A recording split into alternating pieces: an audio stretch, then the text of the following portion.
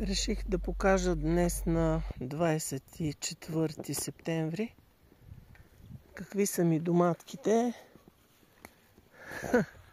Ами, ако има още някой хубав ден, ще има доста домати. И не знам, едрички. Те са жълти. Огромни са някои. Някои са огромни.